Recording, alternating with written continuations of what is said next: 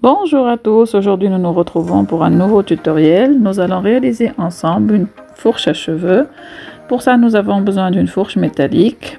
Et là je vais prendre de la pâte polymère verte que je vais venir aplatir avec ma pasta machine. Je vais découper un premier cercle avec l'épaisseur maximale de ma pâte. Et je vais découper un deuxième cercle aussi avec l'épaisseur maximale de ma pasta machine. Je vais venir prendre mes deux cercles, je vais essayer de lisser un peu les bords avec mes doigts comme ceci. Puis je vais prendre ma fourche et je vais venir placer un des deux cercles en dessous de ma fourche et le deuxième au-dessus. Et je vais essayer de coller les bords pour que tout tienne bien. Avec un scalpel, je vais venir raser un peu les bords pour éviter que les joints soient visibles comme ceci. Délicatement pour juste enlever le surplus. Une fois cette étape finie, je vais prendre de la pâte polymère rouge que je vais passer dans ma pasta machine au cran numéro 3 et je vais venir découper différents cercles de taille plus petite que ceux dans l'étape précédente.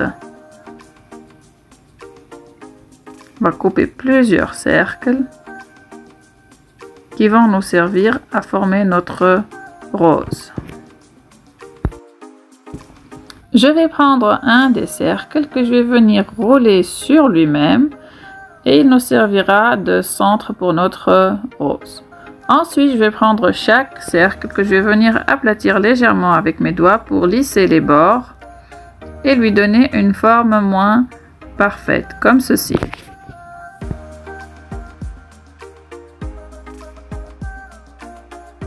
Ensuite, je vais venir prendre un moule en silicone pour pouvoir réaliser des textures au niveau de mes cercles. Donc, je vais venir placer un premier cercle sur une des deux moitiés et je vais venir recouvrir et appuyer très fort pour donner une texture à mon cercle comme ceci. Et je vais refaire cette étape avec tous mes petits bouts de pâte. Suite à cela, je reprends mon centre de la rose et je vais venir placer deux pétales comme ceci. Puis je vais faire le deuxième rang en plaçant 3 pétales qui vont s'envelopper autour des deux premières couches comme ceci. Et je continue comme ça avec la troisième et quatrième rangée.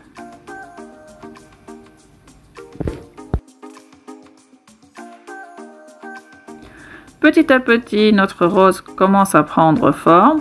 Donc je continue comme ça avec le même procédé, c'est-à-dire que je mets mes pétales les unes sur les autres en formant à chaque fois une nouvelle rangée pour envelopper ma rose comme ceci. De temps en temps, je m'aide d'un outil pointu pour arranger mes pétales et je vérifie si la rose est à la bonne taille ou bien il faut continuer. Donc là, je continue à rajouter d'autres rangées pour qu'elle soit plus grande.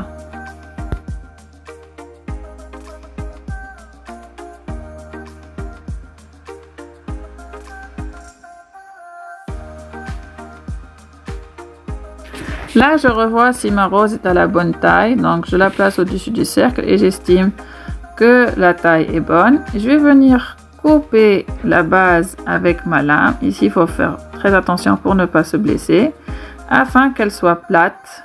Comme ça, on pourra la placer facilement sur notre cercle et qu'elle puisse adhérer mieux.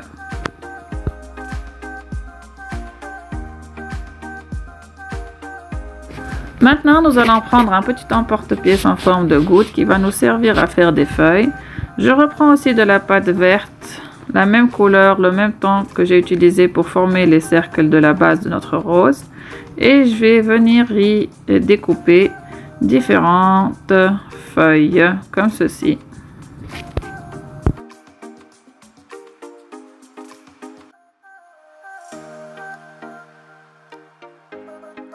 Je vais venir prendre 2 autres moules en silicone avec des textures de feuilles pour donner un effet plus réel à nos petites feuilles découpées. Et je vais venir les placer entre les 2 moitiés et appuyer très fort comme ceci. Et je vais le faire avec toutes mes feuilles. À ce stade, je prends mes pastels secs. Je vais venir prendre du marron foncé, du vert foncé et du beige. Grâce à un scalpel, je vais essayer d'enlever un peu de poudre, comme ceci. Puis, grâce à un petit pinceau, je vais venir étaler cette poudre sur mes feuilles pour leur donner un effet plus réel. J'en mets un peu partout sur mes différentes feuilles, comme ceci. Et je répète sur tous mes petits bouts de pâte.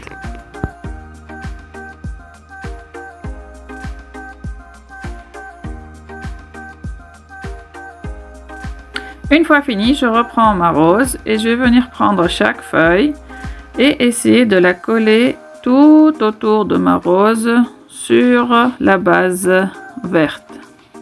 Je vais m'aider d'un outil pointu pour pouvoir bien fixer mes feuilles et leur donner la forme désirée. Je continue comme ça tout autour de ma base en fixant bien mes feuilles, en les formant joliment pour que ça fasse comme une couronne autour de notre rose. Quand j'estime que tout est bon, je reprends mon petit bout de papier abrasif que je vais venir coller à la base pour donner une petite texture à la base de ma rose. Je vais finir d'arranger les petits détails au niveau des pétales avec un outil pointu, un dotting tool ou bien un pinceau en silicone en fonction de mon besoin. Et je vais m'arranger que tout est comme je le voudrais.